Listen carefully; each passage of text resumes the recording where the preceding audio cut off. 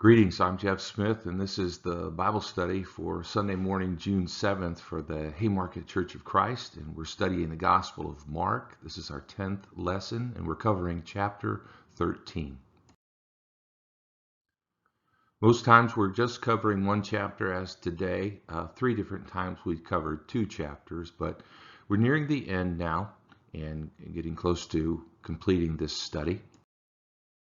Mark's gospel is the earliest of the 4 gospel accounts. It is concise, it moves right along, it's very vivid, and it has an evangelistic air to it. It's the book to study, to teach someone about Jesus. The book of Mark can be outlined this way in a macro outline. First, at the introduction, the preparation for Jesus' ministry. The bulk of the book pertains to the Galilean ministry, the middle of chapter 1 through chapter 9. Then we follow him on his journey to Jerusalem in chapter 10. Chapters 11, 12, and 13 are his ministry in Jerusalem. Then chapters 14 and 15, his suffering and death in Jerusalem. Then chapter 16 has his resurrection and appearances, and then concludes with the Great Commission. And so the study of the ministry in Jerusalem is in 2 parts. Today we'll conclude that study. Keeping an eye on the geography of the book of Mark, the Gospel according to Mark, we're studying today with this region down here, especially in Jerusalem. So the southern end of the region in which Jesus conducted his public ministry. And so focusing on that region, we see just the very northern tip of the Dead Sea or the Salt Sea appearing down in the lower right-hand corner in the southeast corner. Jerusalem there with Bethany and Bethpage indicated on the east side of the city. And we want to blow up Jerusalem itself in the next map. When I say blow up, I mean enlarge. Okay, so here is Christ's final days map. Again, this is the Manna Bible Maps by Matt Henneke. And so a picture of Jerusalem and what the city would have looked like, how it would have been laid out back in the final days of Jesus. Just to keep in mind, the Mount of Olives figures in prominently. That's pictured here on the east side. And so here's our micro outline of chapter 13, which could also be called the Olivet Discourse, for it took place on the Mount of Olives. It says in chapter 13, verse 3, "And as he sat on the Mount of Olives opposite the temple, Peter, James, and John, and Andrew asked him privately, 'Tell us, when will these things be, and what will be the signs when all these things are about to be accomplished?'" So that 2-part question sets up the discourse, the Olivet Discourse. But he first foretells the destruction of the temple in the first 2 verses, and then he talks about the signs of the end of the age, verses 3 through 13. Then a difficult image, or a awful image, of the abomination of desolation, verses 14 through 23. The coming of the Son of Man, 24 through 27, the lesson of the fig tree, 28 through 31, and then concluding with "no one knows that day or hour," verses 32 through 37. So this is the largest, the longest single discourse that's recorded in the book of Mark. You know, in Matthew, in his gospel, we've got the Sermon on the Mount that comprises chapters 5, 6, and 7. This is the longest section on Jesus' teaching that Mark records for us, and it really provides the transition from the public ministry to the crucifixion and all the things that led up to that. So this is where Mark puts this section on teaching. You really get the idea that in here Jesus is trying to prepare his disciples for his departure, and he's telling them what they need to do and what they need to watch out for. And in this chapter, in verses 3 through 37, we find 19 imperatives where he's instructing the disciples, do this, make sure you do this, stay awake, watch. And so he's really trying to get them on top of their game so they can continue without him. So Mark chapter 13, verses 1 and 2, reading from the English Standard Version. And as he came out of the temple, one of his disciples said to him, "Look, teacher, what wonderful stones and what wonderful buildings." And Jesus said to him, "Do you see these great buildings? There will not be left here one stone upon another that will not be thrown down." And so what an amazing prophecy Jesus delivers. For these stones that Herod's temple was comprised of were just absolutely huge. And it's kind of an engineering wonder that they were amassed the way they were. They were impressive composition, an impressive building. But he just, instead of mentioning how wonderful or agreeing how wonderful the building appeared, he said, yeah, but it's coming down. It's coming down, and it's coming down soon. And so he answers that two-part question that Peter, James, John, and Andrew, interestingly, the first four apostles that he called, ask him this question. He says, "See that no one leads you astray." And so this is translated, "No one leads you astray" here. As we go on in the chapter, we'll see this phrase translated different ways. Like in chapter 13, verse 9, it's translated, "Be on your guard."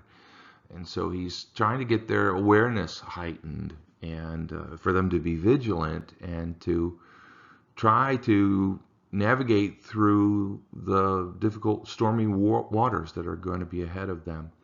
He goes on to explain what he's talking about in verse 6. "Many will come in my name, saying, 'I am he,' and they will lead many astray.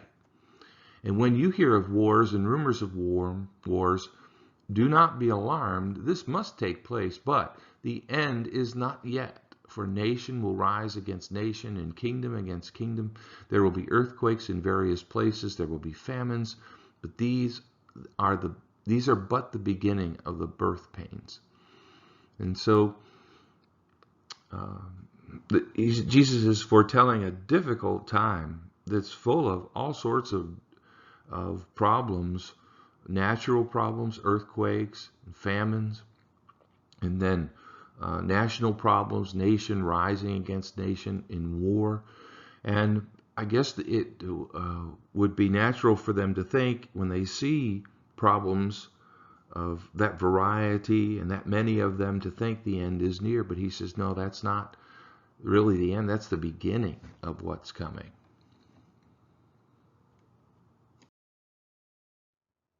As I said at the last part of verse 8, these are but the beginning of the birth pains. But in going on in verse 9, "But be on your guard, for they will deliver you over to councils, and you will be beaten in synagogues, and you will stand before governors and kings for my sake, to bear witness before them." And so the very public way that the apostles would be called to give an account of Jesus and testify for him.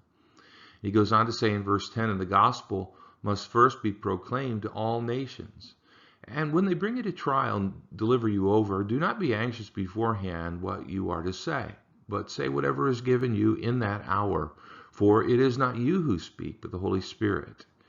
And so they have an assurance that the Holy Spirit will guide them as they give a defense for whatever they've been charged with in terms of proclaiming Jesus. And this isn't really, notice it isn't really about evangelism. Don't worry what you're going to say when you're trying to just teach somebody about me. Maybe there was some help in that area too. But here it's when you're called to stand trial, give a defense. The Spirit will be with you and guide you what to say. And just don't worry about it.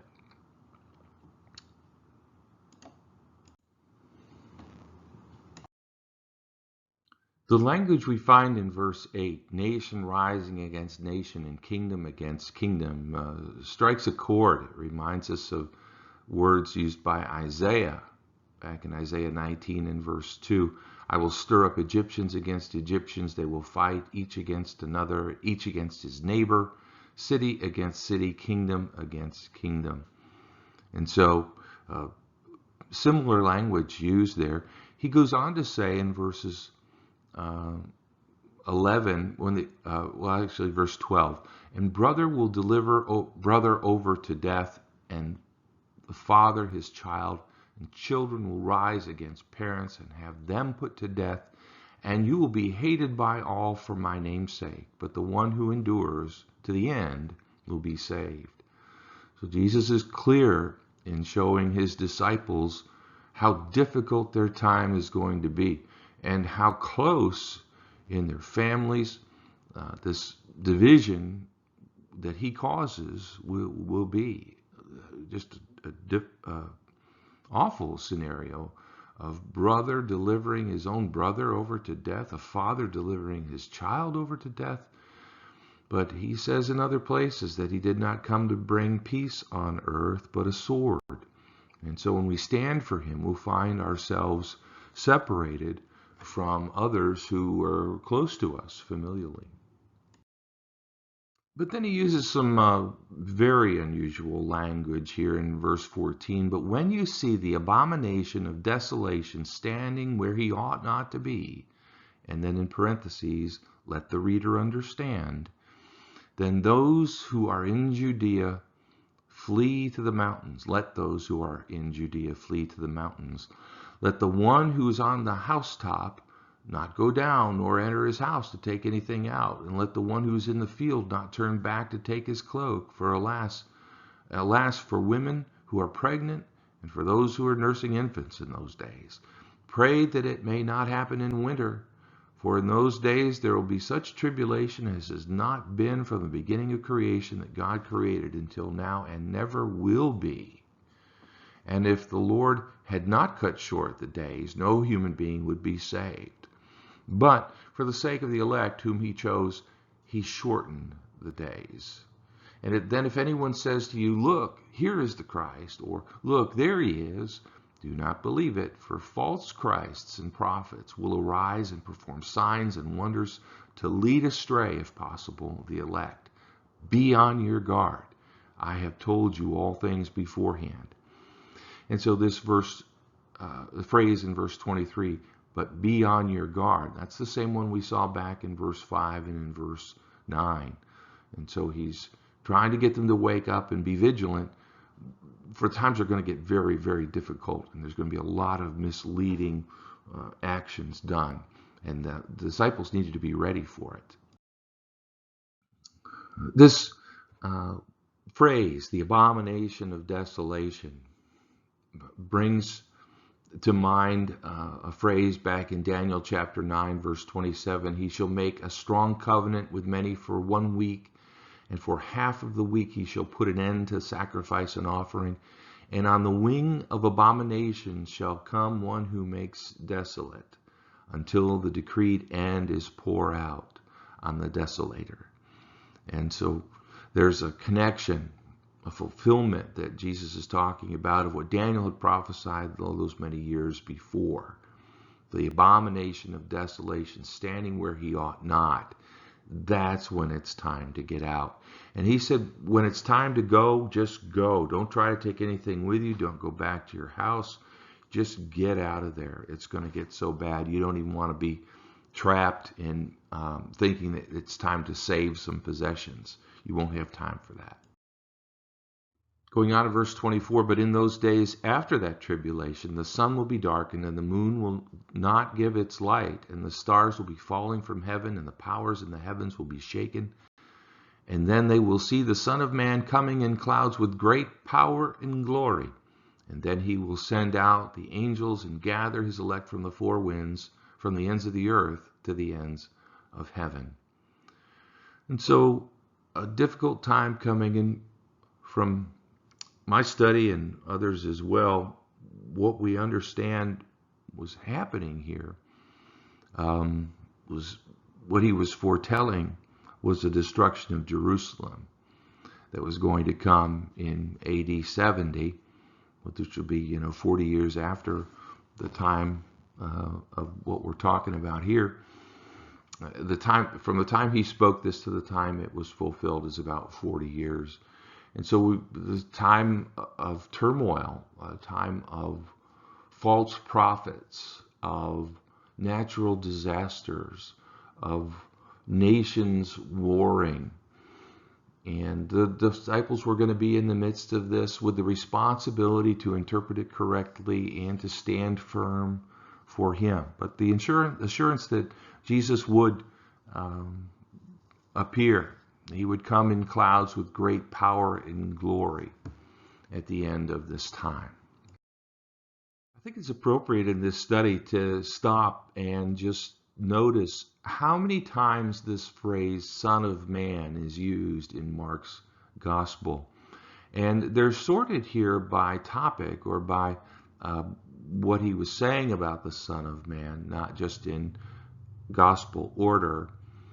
But to just summarize the use of this term, how Jesus used it. By the way, he used it exclusively about himself.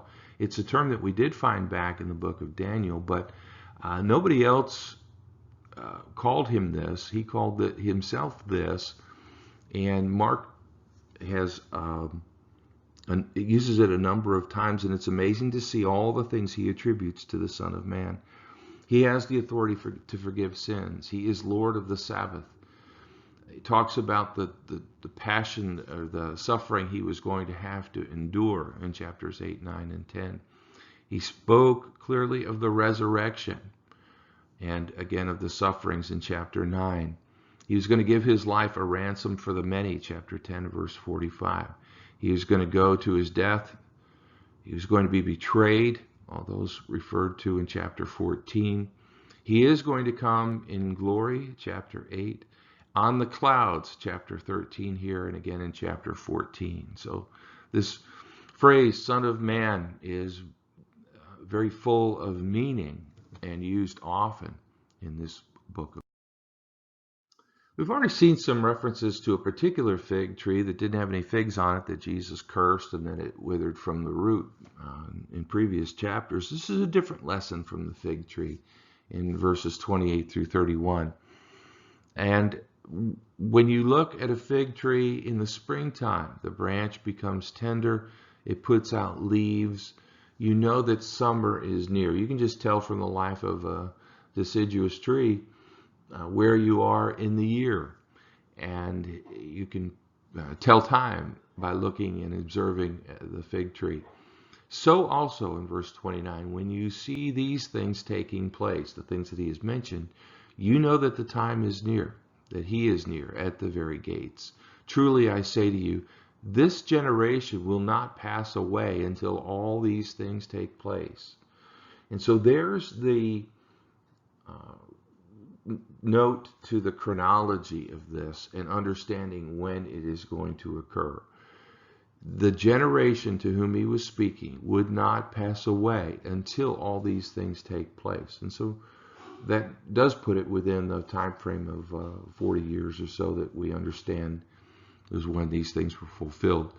And the assurance of this, that he is on target, and you can take this to the bank, so to speak, in verse 31, heaven and earth will pass away, but my words will not pass away. And so the permanence of the things that Jesus was talking about. But notice the question that we started with back in verses 3 and 4 about what was coming, the second part of that is when. When exactly was it going to happen? And verses 32 through 37 are Jesus' answer to that part of the question. But concerning that day or hour, no one knows, not even the angels in heaven, nor the Son, but only the Father. And so this is a piece of information that has not been revealed and would not be revealed. The Father alone knew exactly when this is going to happen. So what does that mean? Well, in verse 33, be on guard, keep awake.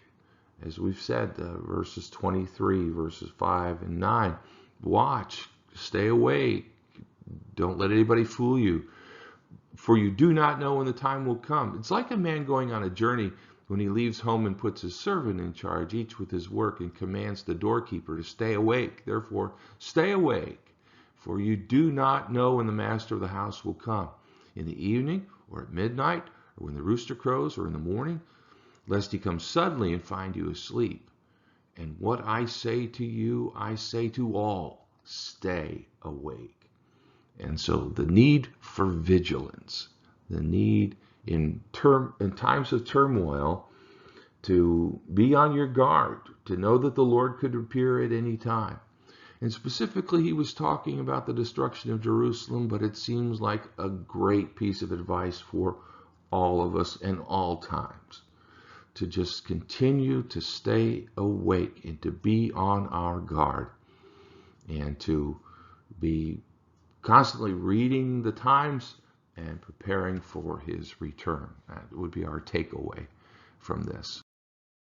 And just to summarize one more time, verse 33, be on guard, keep awake, for you do not know when the time will come. Verse 37, and what I say to you, I say to all, stay awake.